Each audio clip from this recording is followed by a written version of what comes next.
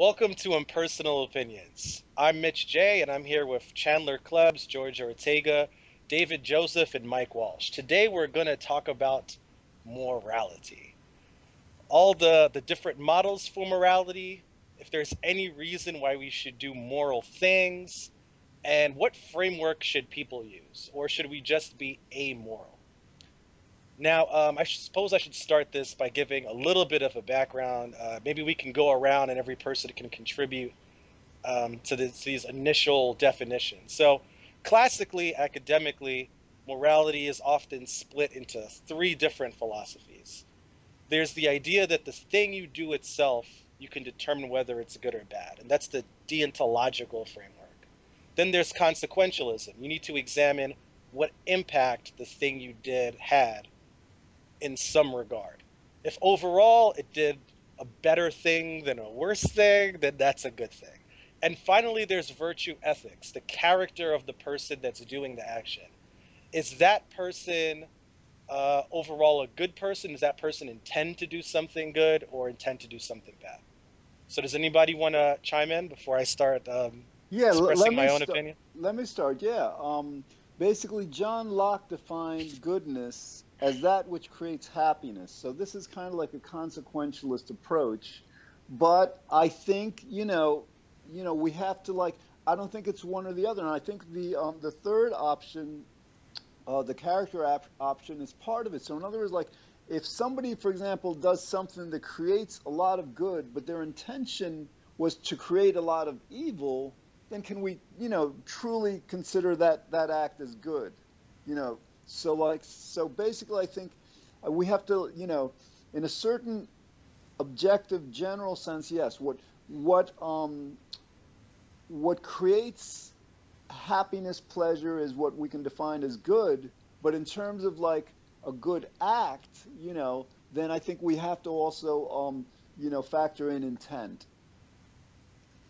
Um, well, here's an interesting thought. I think what George just brought up is there can be a difference. An action may cause good even if the intentions are bad, or the intentions could be good even if the actions turn out to cause bad. So the intentions of the person and the outcome are not always the same, and I think that's important to think of. True. Another thing is that you may not be aware of the consequences of your actions. There are always things called unintended consequences. For example, suppose you and I are good friends, and I invite you over to my house, and I say, you know what? I got a salad in my fridge, and I'm going to make you a terrific lunch. So I make you this terrific lunch, and you eat it, and you get sick and you die. And unbeknownst to me, there was an ingredient in that salad that you were allergic to, and you died. So I had the best of intentions. I wanted to make you a meal, and we're going to bond and hang out. And as a consequence of that, you get food poisoning or you have an allergic reaction and you die. So that's something that can happen, and it throws a little monkey wrench into consequentialism because in that case, we generally wouldn't consider me having done that bad, even though the consequences are the worst thing possible. I mean, someone dies as a result of it, but my intentions were good, but something bad happened as a result, but I had no idea that was going to happen. That's a very good point, Michael, because basically, just because somebody died as a result of you making the salad does not mean you're a homicidal salad maker. All right, guys, I want to, yeah, with the intent things, like, like, so let's say we consider it, based on intent. I think the intent thing also has the weakness that it then, like, how are we defining the intention as good as bad? In other words, it only answers one Exactly. part of it. So So, Mitch, yeah, I want to hear from you this for a is minute. Yeah. where deontology comes from. So this is why I try to associate myself. I think a lot about morality, and I sort of have a lot to say on the issue. I'm sure you guys have a lot to say as well. So hopefully we can have a great discussion. But I'm one of those guys that thinks he has it all figured out. So let's see where we can get today. All right. So here's the idea. No matter what framework you take, you're still eventually going to have this dilemma. If you're a consequentialist, once the action has happened, and you're trying to analyze what the consequence has been, what the impact of the action has been, you have to be able to assess whether the thing is good or bad. So in Mike's example, you have a friend who did something that was really bad, but didn't intend to do a bad thing. Well, why is that thing bad? Why is it bad that your friend is sick or dead? Why is that bad? So you need to have a way to assess particular states of being to say this is good or this is bad. If you're a consequentialist, if you say A leads to B, and A is a good action because B is good, then logically you need to have a way to assess that B is good. So you need fundamentally a way to assess certain states. So the deontologist just says, yes, but that's all you need. You see, morality is a dogma, right? Of whether you're a religious person or a secular person, at some point you have to say, this is the right thing to do, this is the wrong thing to do. That's the only way it can possibly work. Some people say a moral action is an action that moves away from pain and suffering. Some people say a moral action is an action that leads to the betterment of humankind. But in either case, there's no real satisfactory reason to not cause pain and suffering or to struggle for the human race to survive. So at some point, you have to say, this is the kind of framework that I'm going to use. And I don't have a sufficient reason why, but this is sort of what I'm doing. So, Mitch, let me make sure I understand here. You're basically saying that we don't really like have a justification for the dogma of morality that we have. Like we can't really say with absolute certainty that any one person's right, can we? Well, what I'm saying is what I'm saying, you can take a particular action based on a particular framework and determine whether that action is right or wrong. What you can't say is, why should I do the right thing? There's utilitarian reasons, for example, of practical reasons for why you should do something. But morality itself is a dogma. There is never a satisfying reason for why you should be moral in the first place. But Well, once you've established a moral framework, you can certainly be consistent within that framework. right, Mitch. No, I would say you're asking, is there a reason why we should be moral? Fundamentally, and I think the reason is biological. In other words, like we're hardwired to seek pleasure and avoid pain. That's a basic drive. We're designed that way. So Right? But even if we're designed that way, we don't have to do that. I'm saying eventually you get to a point where you say, let's do this. Like you say out of design, you say, we're designed this way, so let's follow our design. Well, there's no reason to follow your design. At some point, you have to be dogmatic and say, we're following our design, or we're going to be efficient. We're going to move away from this. We're going to move towards this. So here's my issue, right? People, when they attack deontology, and I would love for you guys to jump in right after I say this. Sometimes they propose moral dilemmas, and they go to the deontologist and they say, "Hey, here's the moral dilemma. In this situation, wouldn't you act more like a consequentialist?" And I would just say, "Look, morality is a dogma. Generally speaking, I try to do what I think is the good thing, but there are other reasons to do something. I might do something because it's inexpensive. I might do something because I care about, because I don't know, because I have other ulterior motives. I'm not right, but necessarily always doing the moral thing." That's what people want from morality that I think is the big misunderstanding. well, People Mitch, think, yeah, go ahead, please. yeah, we understand that. Like, right, we understand that. Yes, sometimes we may not do the best thing, or we may like have to choose between the lesser of two evils or something. But even in those actions, aren't we still recognizing that like the morality still exists, even though we're choosing to do otherwise?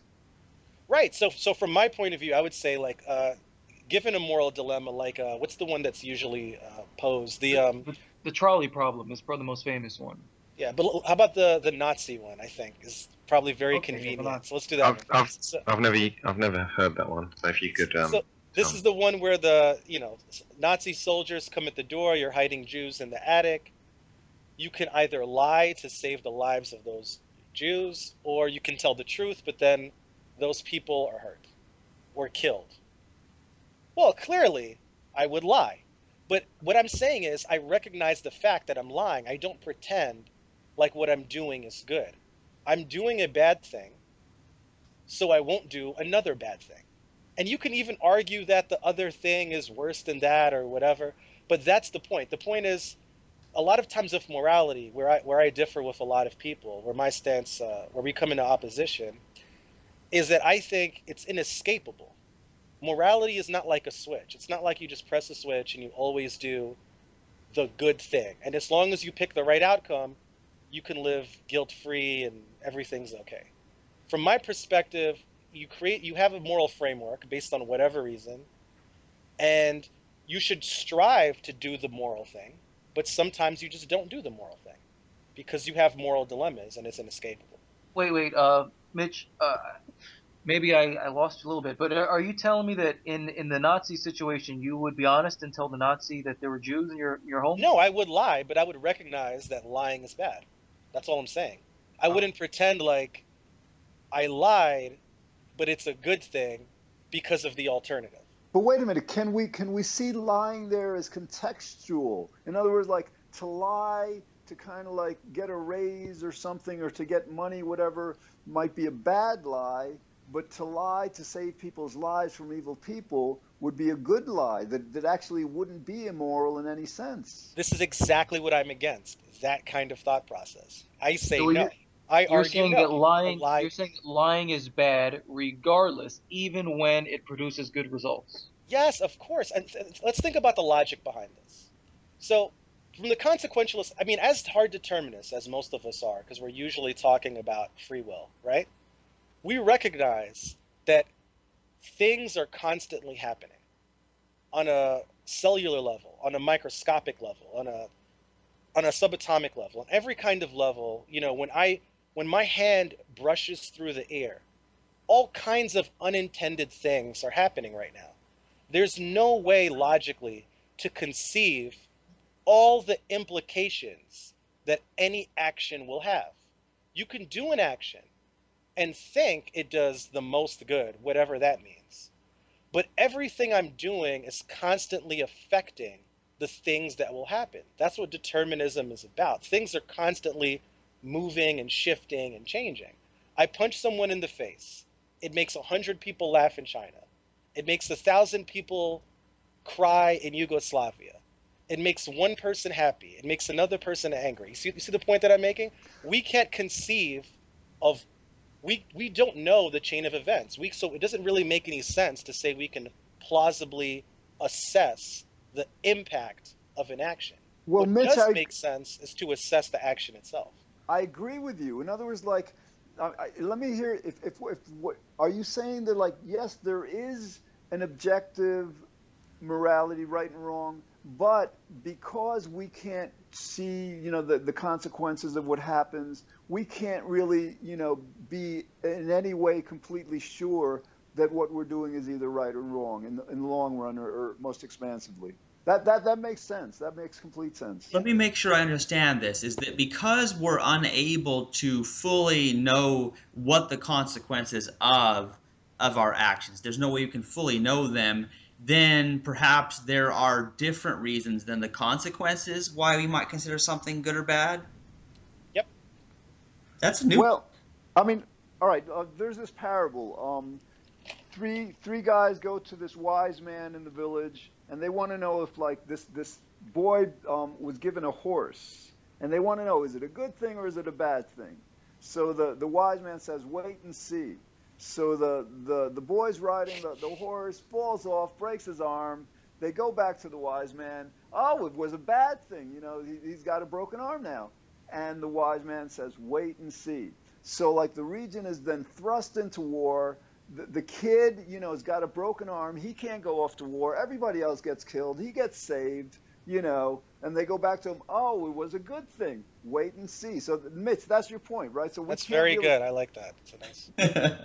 Exactly. Is new. This is a totally new idea to me, guys, because I always followed more on the side of consequentialism, but I'm starting to see how that is not foolproof because of our inability to know fully the outcome. Well, here's my take on normative ethics. Okay. First, I'm generally more interested in metaethics, which is the more fundamental question. Normative ethics kind of exists on one level above metaethics. Can you describe the difference, Michael? Metaethics is what morality is. Like, what is goodness? What can tell me what is right from wrong, or what is good from bad?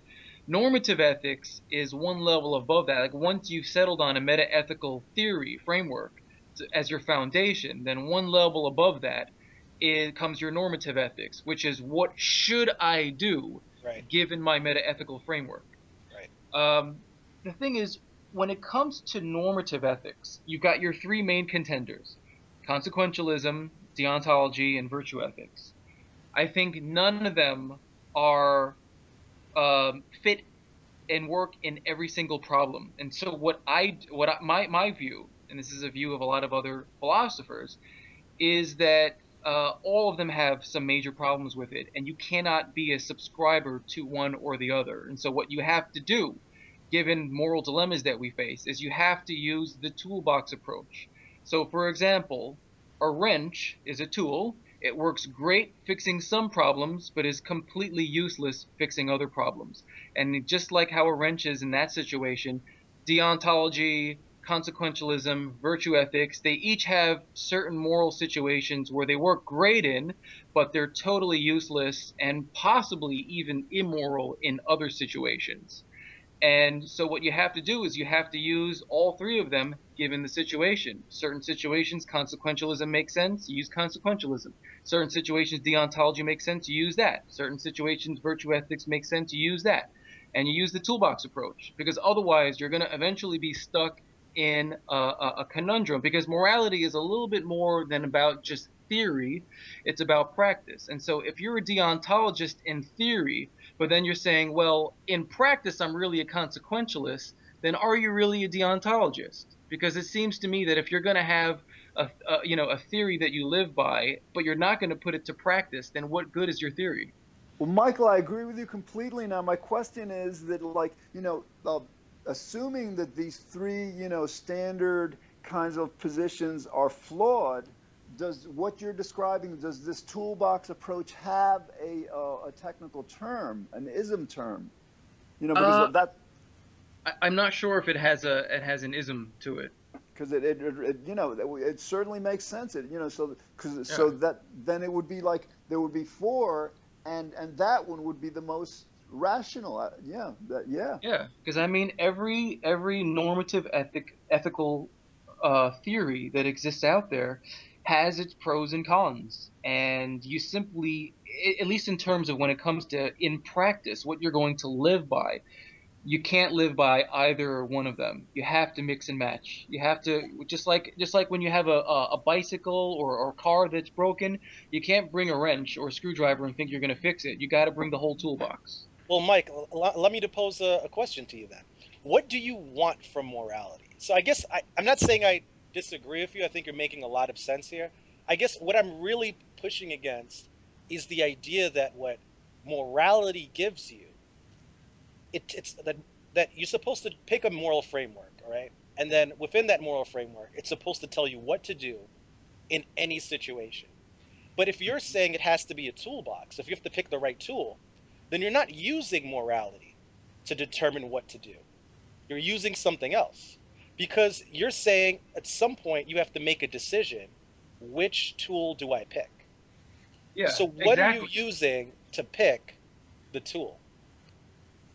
Well, Huh. that leads into metaethics, because it's the level below. If you look at a morality or ethics as a building, metaethics is the foundation, normative ethics is like the first floor, and applied ethics is kind of like the second floor, roughly. That's the way it goes. In order. And so in terms of normative ethics, what I use to determine what normative ethical theory I'm going to think best works in any given situation, for me, is my meta ethical framework.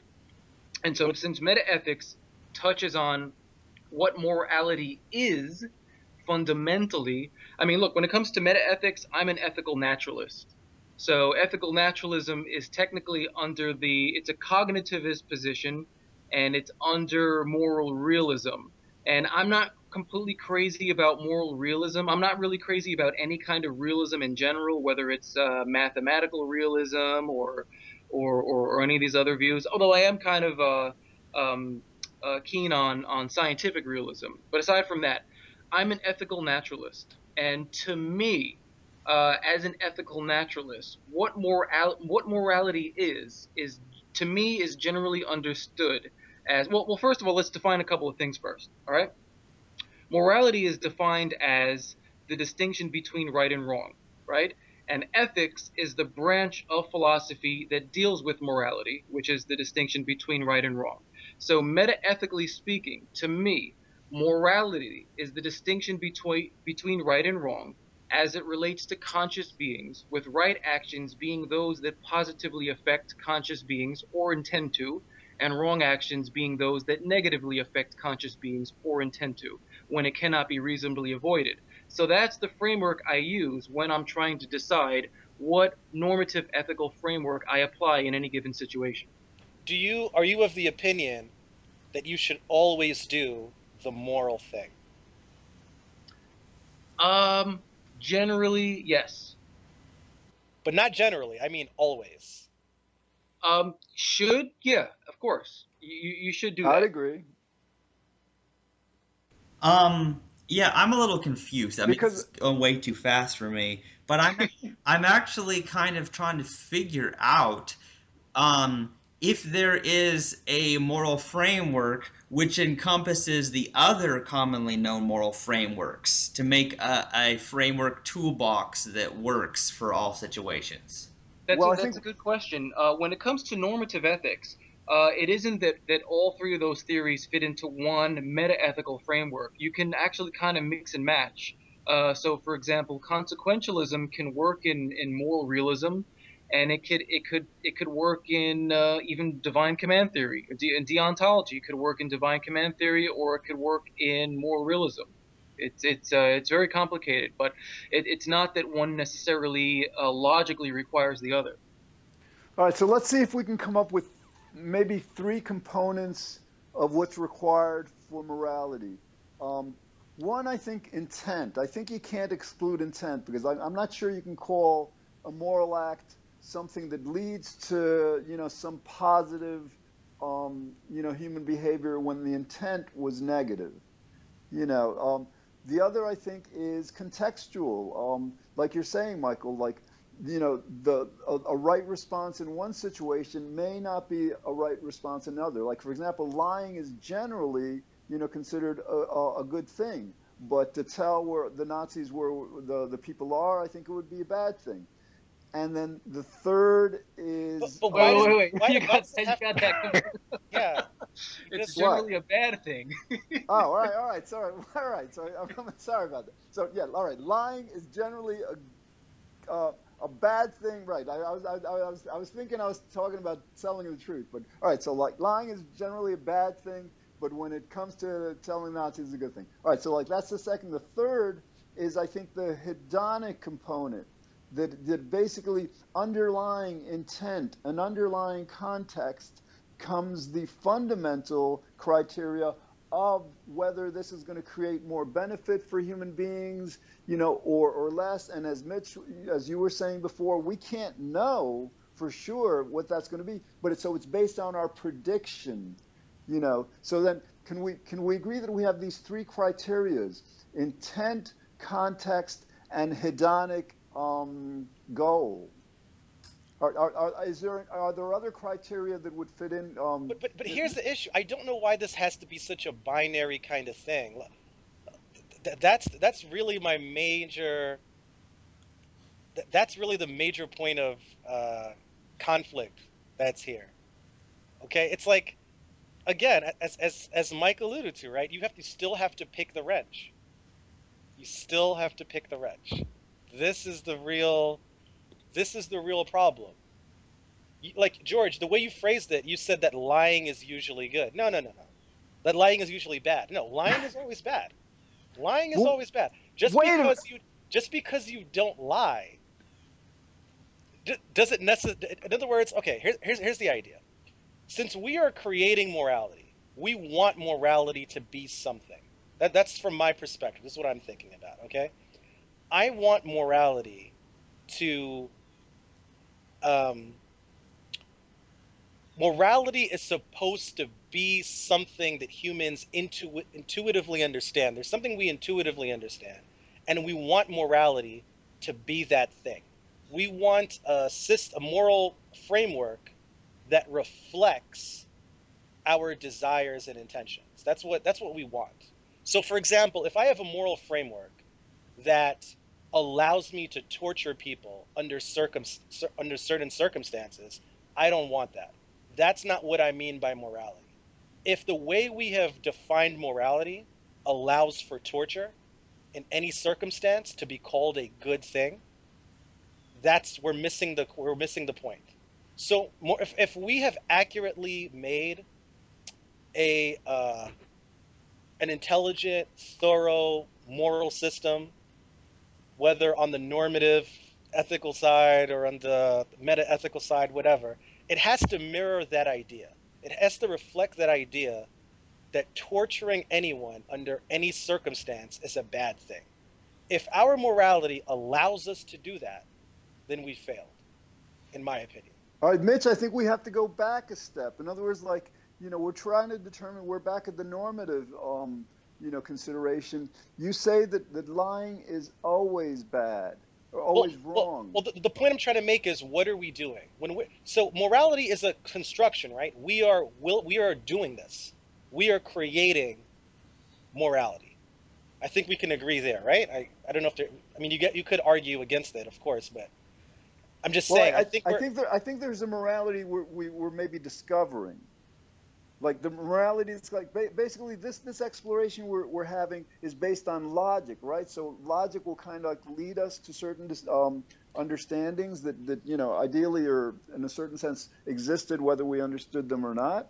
but my point is, when people have different kinds of moral frameworks, they are trying to devise a system that accurately describes what they want from morality, right? Words only have meaning if there is some kind of action or concrete idea behind them. There has to be something we're talking about.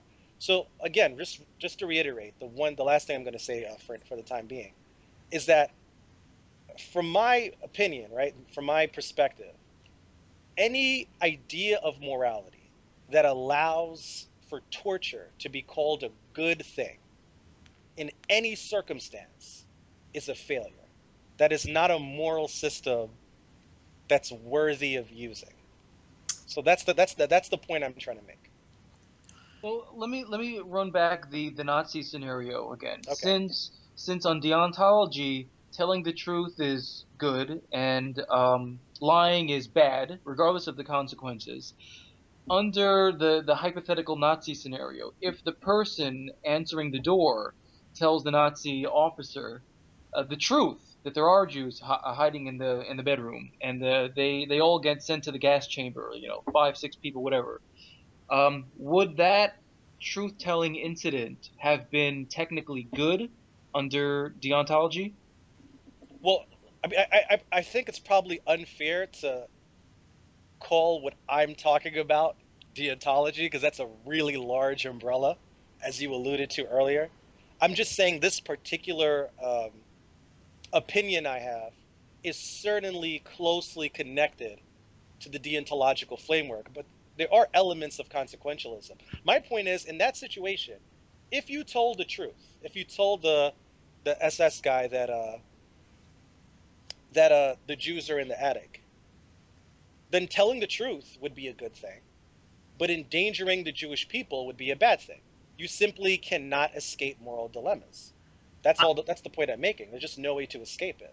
I have several thoughts on this whole Nazi and Jew hiding thing, Please. because I've heard this countless times in discussions about morality, and because I'm the honesty is the best policy guy, and people have told me about this dilemma. I've laid awake at nights thinking about this particular thing, and so because of my idea that honesty is the best policy, the idea that, like, let's say I got into that situation, and let's just say hypothetically that I did lie to protect the Jews. Well, then I would be, by that action, would be admitting that honesty is not the best policy or the top priority, but that there's a higher priority that I have that I think is the best policy instead of the honesty. So that's what I'm getting at, is that what our top priority is, I think, is what makes our moral framework, where it comes from. So that's Chandler, I agree, and that's why I'd want to challenge, the statement, in other words, or explore why would we conclude that that lying is wrong? Because Mitch, and this is addressed to you because you're using Yeah, that yeah, sure. you're using that premise to then conclude then like that some acts like lying to the Nazis is both right and wrong. No, So no, yeah, like no, let's no, no, start. no. It's not. No, no. It's not both right and wrong. So let me just clarify this really clearly. Here's the idea. So from my perspective, morality allows you to assess whether a particular action is good or bad. But what morality can't tell you is whether you should be moral.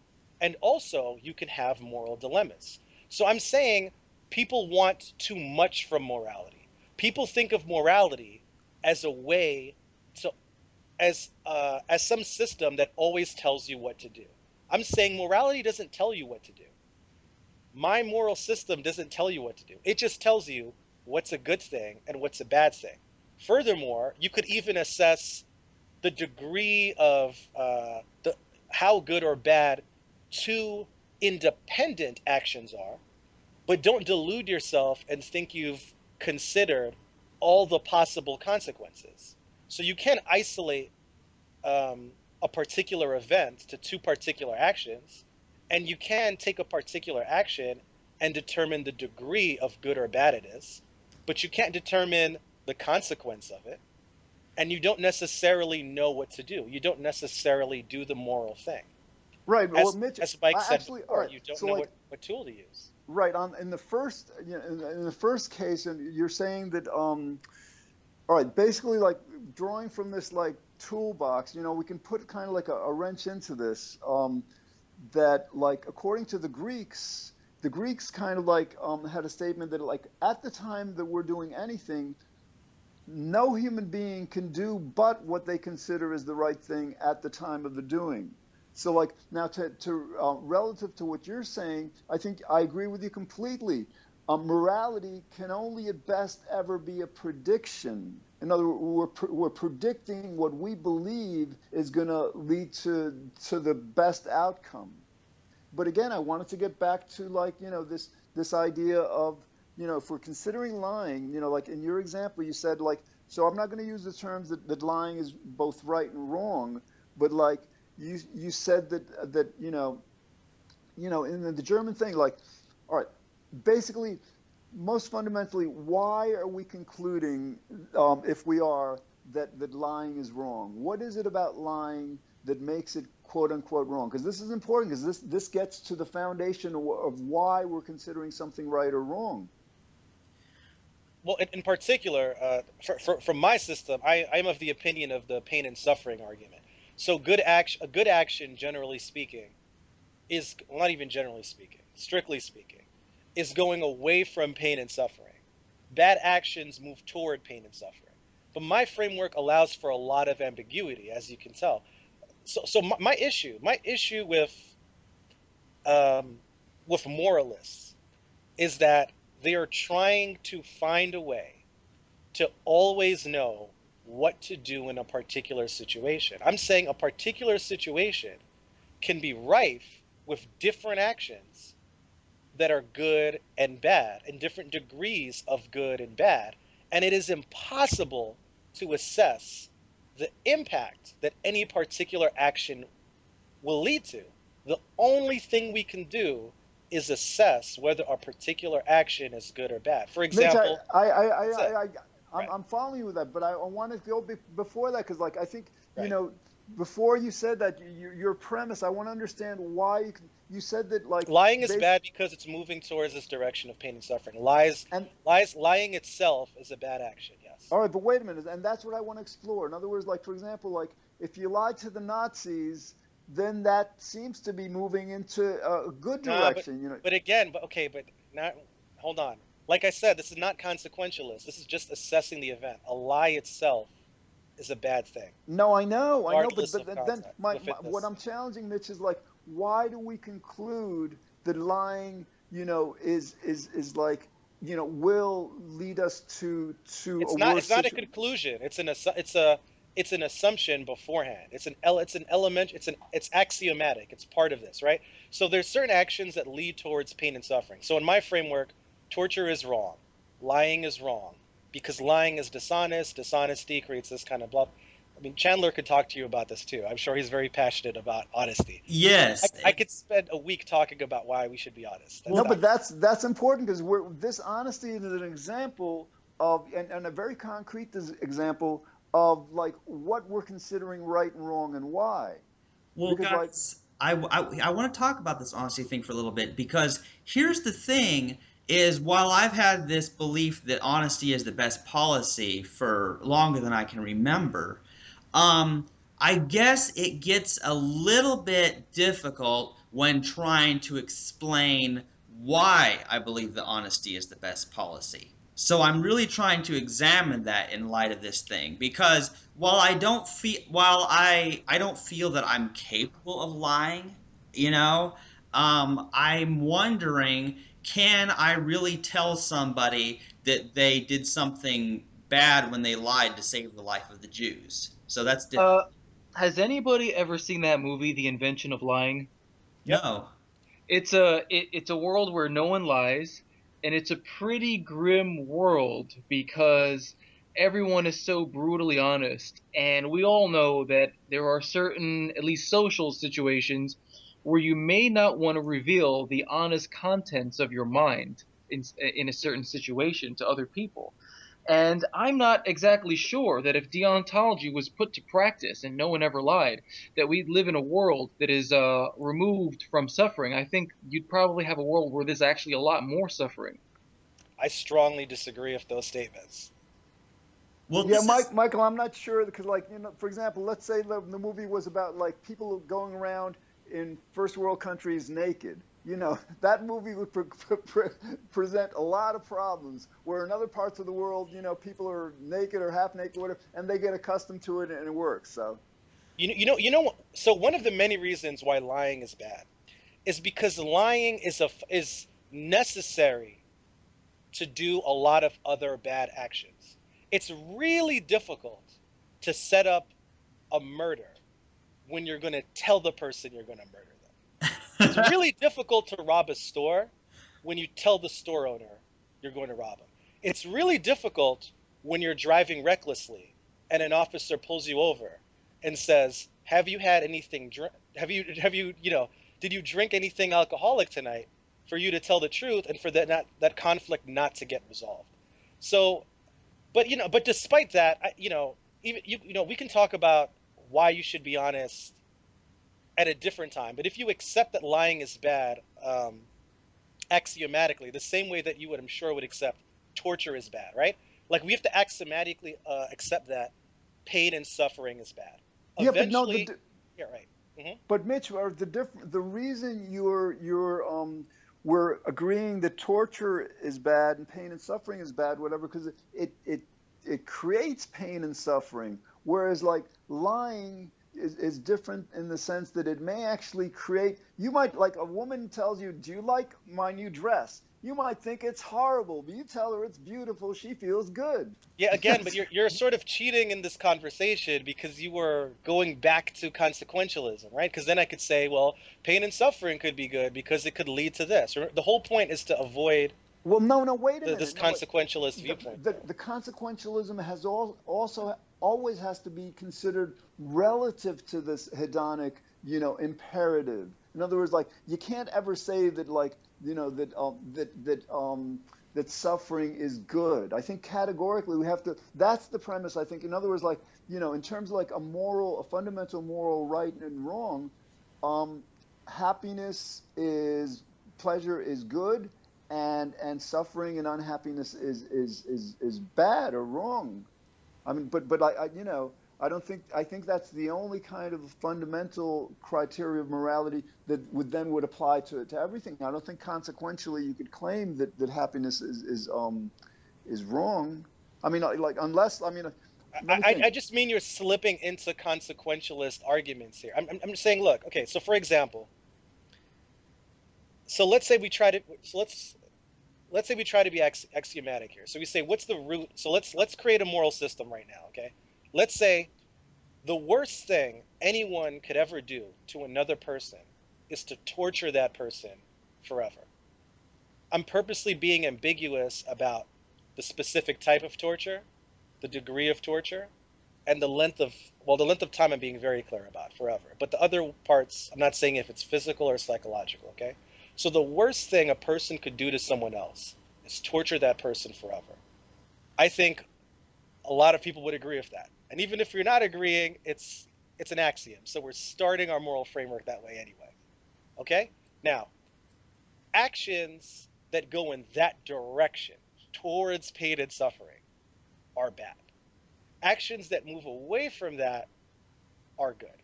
So what are some actions other than specifically hitting someone with a metal ruler that we can say move towards pain and suffering? I would argue lying is one of them. Dishonesty in general leads towards pain and suffering. It is a bad thing. It is not a good thing to But do. Mitch, I mean, like cutting Right. somebody open, we could argue as a bad thing. But like surgeons cut people open all the time to like for very good reasons. Again, we're slipping back to the consequentialism thing. I'm saying But let's start the framework that way. So we're starting with this assumption. I think we're getting back to what Michael was So cutting so in my system, right? Cutting someone open, that action itself of cutting someone open, not a bad thing. How much pain and suffering is caused by cutting someone open? What is does that you can talk about the pain and suffering related to cutting someone, right? But that is not a bad thing, right, in itself. It would be the pain caused by cutting or something. right. That's why I think we have to like Right. consider this in terms of an equation. Like Jeremy Bentham said the measure of goodness is what creates the greatest happiness for the greatest number. Or it's like Okay. more simplified. If you do an act and like the act is going to create some pleasure and some pain, if it ultimately creates more pleasure than pain, then would we have to conclude that it's a moral act? But it's impossible for us to I evaluate agree. all of I the agree. consequences. So I don't I really agree. get. But So it's I'm always a just talking about prediction. evaluating action. So for example, we could just dogmatically, right, write a list of good things and bad things. That would be better than consequentialism. That's the argument I'm making. I'm saying just dogmatically saying lying is bad because you'll never have a satisfactory reason, right? I can give you some reasons for why lying is bad, and you can keep on saying why, why, why, Infinite and regress. yes, and we'll eventually get to a point where I can't give you an explanation. We'll go back to the root where I say this causes pain and suffering, and then you could argue, well, I don't see how it would cause pain and suffering in this situation, and then I would say, well, you're slipping into consequentialism. I don't care about situations, and we're just going to talk around and around in circles. I Well, know, but are you rejecting Michael's toolbox approach that consequentialism actually is a better rule, whatever, for morality than the other systems in some cases? Because Uh, you're categorically well, rejecting like consequentialism? I mean, clearly the framework I'm presenting it has elements of consequentialism a little bit. I think it's a lot more deontological than consequentialist, but certainly there are some subtle elements of it, right? Because even to assess a particular action, there is sort of a even in a limited perception, there is in a small neighborhood, there is a sort of consequentialism to it. It's just a narrow neighborhood of consequentialism, as Well, then, opposed to saying what does the greatest good overall, which I think is really illogical. I don't All think right, so there's then any. how are you distinguishing between the rational, justifiable consequentialism and the one that you're rejecting Well, I'm not as not saying that. neutral? I'm saying consequentialism fails, and the kind of moral framework that humans desire, what we need, what we require out of morality, really requires a lot more deontological elements to it. We need Well, I this agree. kind of system, You're right? agreeing with Michael's toolbox. In other words, I agree with you also. Consequentialism isn't everything, but certainly, I'm not sure we can, completely reject it. Like you were saying, even your argument has elements of consequentialism. Well, re I completely reject the notion that it's possible to determine what does the greatest good. I agree To with me, you. that is a Well, lot. wait. Hold on a second. You just said that given the Nazi scenario, you would lie to the Nazi officer. Yes, So very good, very good. at least in that situation, you have assessed what is the greatest good given that No, I situation. haven't. No, I haven't. I'm just not doing what You're was. predicting. You're No, predicting. I no, mean, no. I'm not predicting. What my point is, people want more out of morality than what you can get. People want a moral code, right? That the definition people usually associate with morality is what they really want from it is they want to be able to determine what's the most good and do the most good thing. I'm saying you can't do that. That doesn't work. Here's what you can do. You can look at a particular action and say, this is good and this is bad.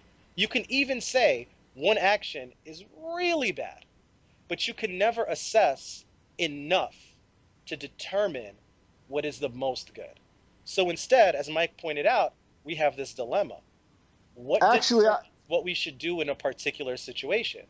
That is the real issue. We don't always do the moral thing, and morality itself is a dogma. So but we do things for different motives, but we generally try to do a good thing. You know, Mitch, I we think generally try to do that. Yeah. Mitch, I think what you're saying is morality is. I'm not sure what you want. Explain what you mean when you say morality is a dogma. But like before that, I think what you're saying is like, yes, we can't know when we're going to do something, good, or when we're making a decision between right and wrong. We can't know what the outcome's going to be. I agree with you completely. So based on that, I think morality is predictive. Morality is the prediction of what we believe is going to create the greatest outcome. Well, here's where I disagree. I disagree. I don't act based on what I predict will have the greatest positive outcome at all. That's not how I act. I look at the action itself and go, is this particular action a very good action or a very bad action? And that's Based on one what though? But what are you basing that conclusion on? based on the action itself. So for example, unequivocally for me, torture is bad. Not just Well, how bad, about? like the But how worst. about like for example, let's say you So we're going in torture. circles again. You're doing No, example. My whole point is it doesn't matter on the example. The example doesn't matter. Regardless of the example, torture itself is a bad thing, a horrible thing, one of the worst things. I Hey, Now, realize come that, on, Mitch. but The reason moral. torture is bad because it causes pain. right, exactly. That's exactly correct because it causes Well, pain and suffering. what if torturing someone didn't cause them pain, it made them feel good, and not only that, it cured That cancer. wouldn't be torture. It That would wouldn't No, be no, no. torture anymore. More cause to the pain and point. suffering. Mitch, in our world, we're very rarely confronted with a clear right and wrong. It's always like the greater Right. of two goods and the lesser of two evils. I So again, disagree about the two. That's the problem. You say two. I don't think there's two. I think or we many, naively however. say there's two, but All there's right, an no, all right. infinite number, and All we don't. right, I agree with that. All right, so the lesser of many and the greater of many, whatever. But so like you have like for the example of the you're torturing somebody, but if you don't torture this person, a million people will be tortured. I mean, like then you have to weigh. So like yes, I mean then like certainly it's torturing this person is not something you want to do because you're inflicting pain, but are you by torturing this person, are you not doing much more good than if you didn't torture the person? So here's I don't know, George. I think you keep on slipping into consequentialism. I'm trying to tell you that that's not my viewpoint. I'm not. So But here, but but You say that, but when we asked you about like lying to the Nazis, you said you would lie. So I can't understand. Right, Yeah. right, right, right. Yeah, yeah, exactly. So that's so let's hit on that. Let's talk about that. So why would I lie to the Nazis? So am I lying to the Nazis because I have determined that to do the most good is to protect the Jewish people who are hiding in the attic? Based No. on what? No, that was rhetorical. I'm not saying. So that's the question that that's the conclusion that I think Mike and George are coming to. That the reason why I would lie to the Nazis is because because I have determined or I'm predicting that I will do overall the most good by protecting those Jewish people in the attic. No, that's not why I would lie to the Nazis. I'm saying that's the issue, right? The whole is ought thing. I have So all right. determined So why would you lie to the Nazis? a number of reasons. I might feel guilty. I might feel really guilty. I might feel that it's more of a personal connection. I might feel on a personal level this is too hard for me to bear with. I might be friends with them. There's all kinds of reasons why you do things. All right, but I'm isn't saying morality doesn't, I'm saying we want more from morality than what we can get. I know, but you're Morality cannot tell you. Well, here's the key point though. Morality cannot tell you what to do in a particular situation.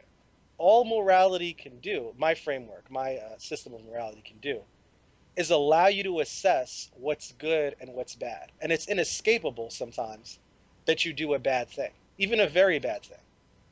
all right. Wait. So you wouldn't lie to the Nazis to save, let's say, the hidden Jews, but you would lie because of some other reason. But my point is like whatever other No, no, no, no, reason. no. That's not what I'm saying. I'm saying I would lie.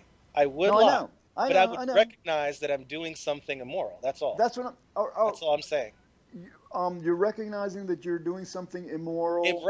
I wouldn't lie and then say I did a good thing. Yeah, but I would wait a lie minute. and said I did a bad thing. But Right. my understanding of you recognizing that you're doing something immoral comes from your fundamental premise that lying is wrong. Right. So like Exactly. again, and again, we haven't really explored why lying is wrong. You Hey, know, Well, 'cause- hold A on, little because bit.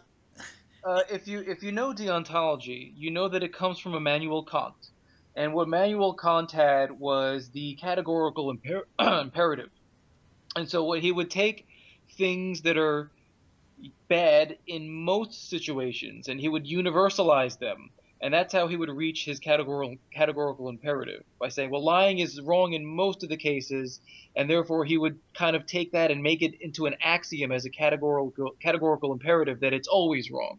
Is that what you do, Mitch? Do you do the same essential logical reasoning that Kant did?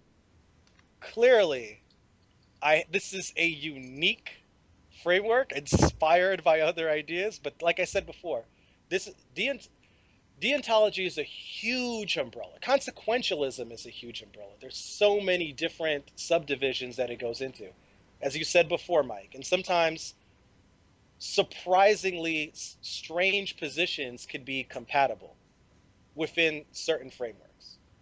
My basis for morality is very simple. Pain and suffering, bad. Move in that direction, bad. Move away from it, good.